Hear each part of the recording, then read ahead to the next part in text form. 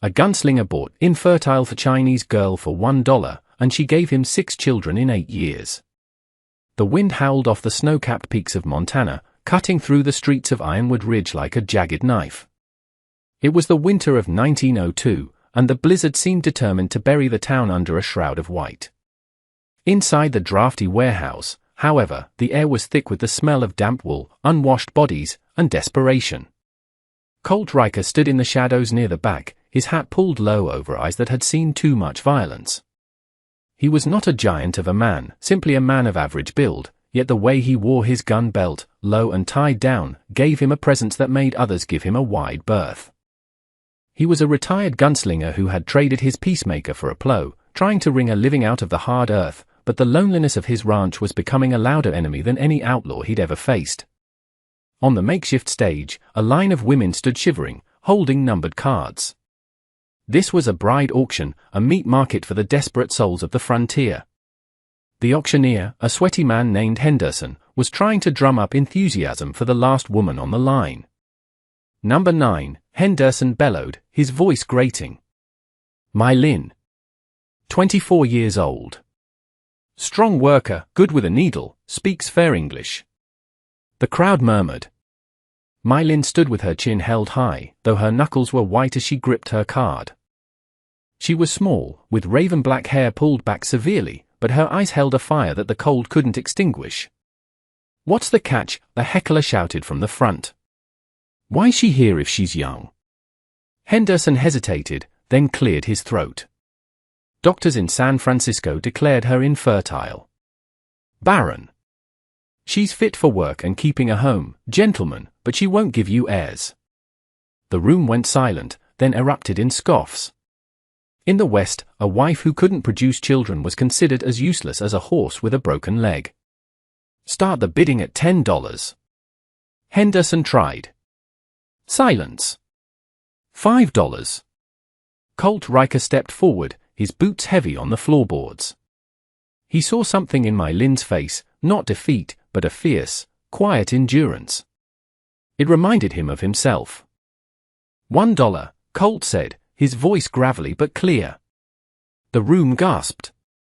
Henderson looked insulted. "Mr. Riker, surely."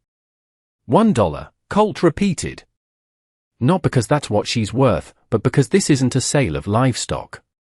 It's a contract. $1 to make it legal. I'm looking for a partner, not a broodmare." Henderson looked around. No one else moved. "Sold," he muttered, slamming his gavel down. To Colt Riker for $1. Colt approached the stage and extended a hand. My Lynn looked at it, then at him.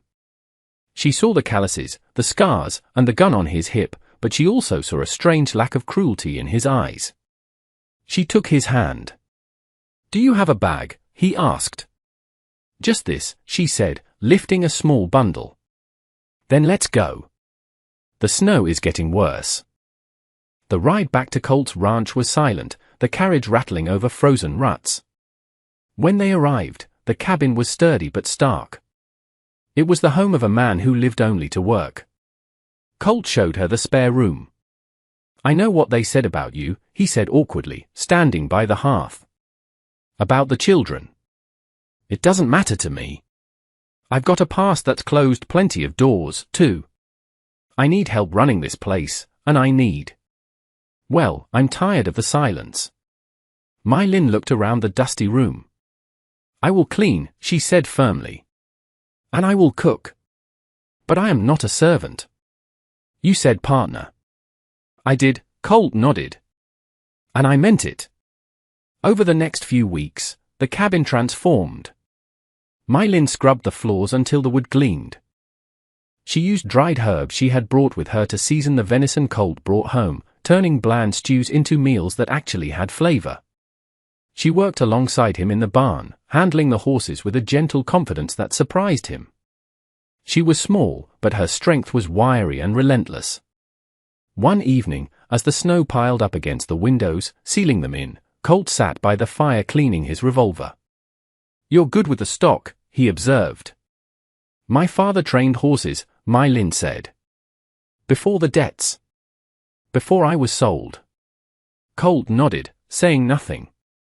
The silence between them had changed. It was no longer empty, but companionable.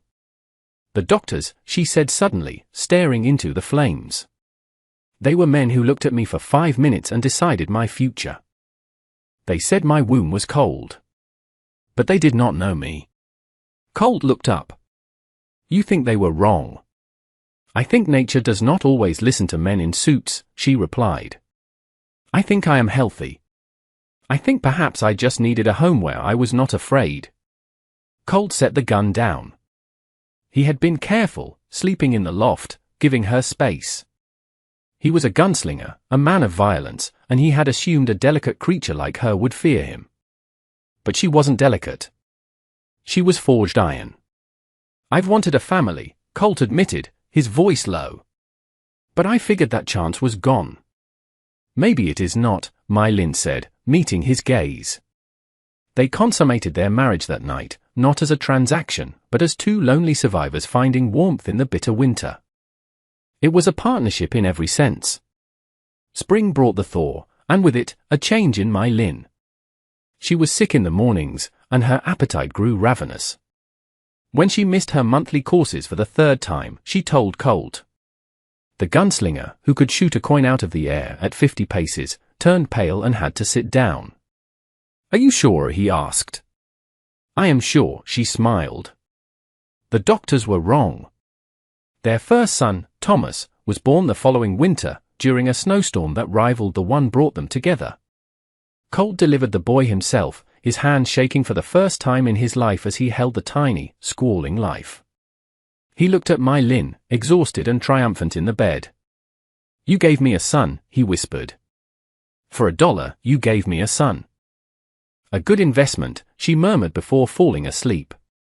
But the world was not kind to a mixed family in 1903.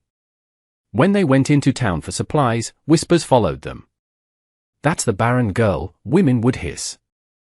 Must be a trick. Or maybe it ain't his. Colt's hand would drift toward his gun belt, his eyes hardening, but Mai Lin would touch his arm. Let them talk, she would say. We have the truth. That is enough. However, the truth became undeniable. The following year, Mai Lin gave birth again, this time to twins, Samuel and David.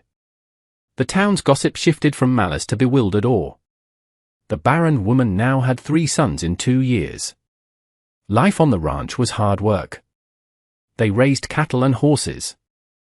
Mai Lin took over the breaking of the colts, using a method of patience and trust rather than the brutal breaking techniques common at the time. Colt managed the cattle and the business. They were a seamless team. When Colt fell ill with influenza in 1905, it was Mai Lin who nursed him, using traditional Chinese remedies alongside the doctor's medicine, refusing to let him surrender to the fever. You are too stubborn to die, she told him as she spooned broth into his mouth. I have too much to live for now, he rasped. By 1908, they had welcomed a daughter, Sarah, and another set of twins, James and William, in 1910. 6 children in 8 years. The house that had once been silent was now a chaotic symphony of shouting, laughter, and thundering footsteps. The infertile girl had built a dynasty. The true test of their partnership came not from biology, but from the law.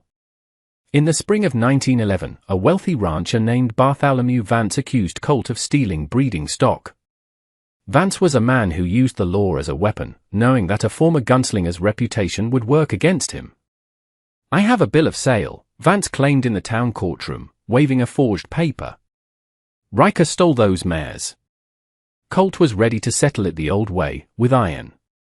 He stood on the porch, checking the action of his Winchester. I won't let him take what's ours, he said, his eyes cold. He steps on this land, I put him in the ground. No, Mai Lin said, taking the rifle from his hands. If you kill him, you go to prison or the gallows. Then who protects us? Who teaches Thomas to ride? Who walks Sarah down the aisle? We fight this my way. Your way. Colt scoffed. The court won't listen to a Chinese woman. They will listen to the truth if it is undeniable, she said. The trial was a spectacle. The courtroom was packed. Vance's lawyer painted Colt as a violent brute and My Lin as a foreign trickster. When My Lin took the stand, the lawyer smirked. "Mrs. Riker," he sneered. "You claim these horses are yours. Can you prove it? Or do you just do whatever your husband tells you?" My Lin sat straight, her hands folded. "I manage the breeding records," she said clearly. "My husband manages the cattle. I know every mark on every foal born on our land." "That's just word of mouth," the lawyer dismissed. "Is it?" My Lin pulled a small, leather-bound book from her pocket. "This is a log of bloodlines, birth dates, and distinctive markings for the last 8 years. The mares Mr. Vance claims he bought 3 years ago. I have records of their births in our barn 2 years prior to his date. I also have the records of their feed, their shoeing, and their medical care, signed by the town blacksmith and the veterinarian." She opened the book. "Furthermore, the mare Bessie has a scar on her left flank from a wire fence when she was a filly. Mr. Vance claims he bought her pristine. If you examine the horse outside, you will find the scar exactly where I described it." The judge ordered the examination. The scar was there. The blacksmith corroborated the records. Vance's forgery was exposed for what it was, a clumsy attempt to bully a family he thought was weak. The judge ruled in Riker's favor. As they walked out of the courthouse, Colt looked at his wife with a reverence that went beyond love. He had saved her from the auction block, but she had saved him from the noose. "You were right," Colt said, lifting her onto the wagon seat. "Your way was better." "Partners," she reminded him. As the years rolled on, the Riker ranch prospered. The children grew strong and capable. Thomas took to the cattle, while Sarah showed a brilliant mind for numbers and helped run the books. The stigma of their parents' marriage faded, replaced by respect for the empire they had built from dirt and snow. One winter evening in 1930, Colt and My Lin sat on the porch. The snow was falling again, thick and silent, covering the world in white just as it had the day they met. Colt was an old man now, his gunfighting days long buried, his movements stiff with arthritis. My Lin's hair was streaked with grey, but her back was as straight as ever. 28 years, Colt said, watching his breath mist in the air. "Best dollar I ever spent." My Lin laughed softly, grabbing his rough hand. "You got a bargain, Gunslinger." "I did," he agreed. "I surely did. I bought a wife and got a life." They watched the snow fall over the land that would belong to their children and their children's children. The Gunslinger and the Barren Girl, 2 rejects of the frontier who had found salvation in a single silver dollar. The story of Colt and My Lin serves as a profound reminder that human worth can never be determined by the labels society places upon us. While the world saw a violent man and a broken, infertile woman, they saw the potential for love and redemption in one another.